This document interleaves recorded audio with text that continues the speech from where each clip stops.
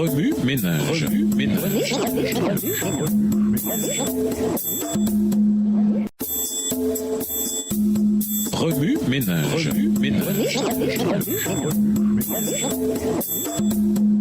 Bienvenue dans votre émission Remue ménage. Nous voici au mardi, une loi pour eux-mêmes. Lisons Galates 2, verset 15. Galates 2, verset 15. Nous sommes juifs de naissance et non pécheurs d'entre les païens. Étrangers ou compatriotes? Paul était sans doute fier de sa citoyenneté romaine et de son enfance dans la ville de Tarse, une riche ville commerçante en Sicile où la culture gréco-romaine fournissait un large éventail de possibilités éducatives. C'est là qu'il a appris à parler, à lire et écrire le grec helléniste. En sa qualité de juif, Paul reçut plus tard une éducation hébraïque à Jérusalem. Mais venant de Tarse, se sentait-il comme un étranger?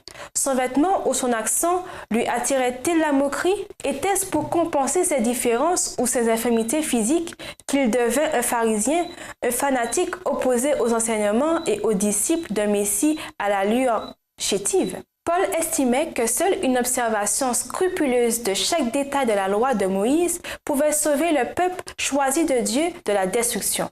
Les Israélites ne devaient pas être des étrangers. Une nouvelle foi, une nouvelle évangélisation. Cependant, le Paul écrivant aux Galates était un homme nouveau. Il était passé d'un froid légalisme à la chaleur de la grâce rédemptrice. Maintenant, il avait un nouveau mandat, partager l'Évangile. Mais pour les Juifs, disciples du Christ, il demeurait un étranger. Il ne lui faisait pas facilement confiance. Il est clair que Dieu a choisi Paul en raison de son engagement fanatique envers la tradition. En effet, Paul a compris par la suite la nécessité d'aller au-delà du statu quo pour partager le Christ avec des étrangers comme les Galates, sans exiger qu'ils revêtent l'identité juive. La nouvelle alliance du Christ permet une diversité culturelle, un esprit communautaire qui va au-delà des frontières de la race et de la culture, ce qui conduit à l'égalité dans la foi et non à l'exclusivisme. Remue ménage. Lisez Romains 2, versets 12 à 15 et considérez ce que les mots suivants signifient. Conscience, verset 15. Font naturellement ce que prescrit la loi, verset 14. Et une loi pour eux-mêmes, verset 14. Les païens modernes ont-ils besoin des missionnaires?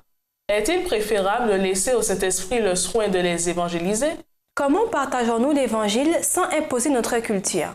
Au revoir! Et à demain si Dieu veut! Remue ménage. Remue ménage.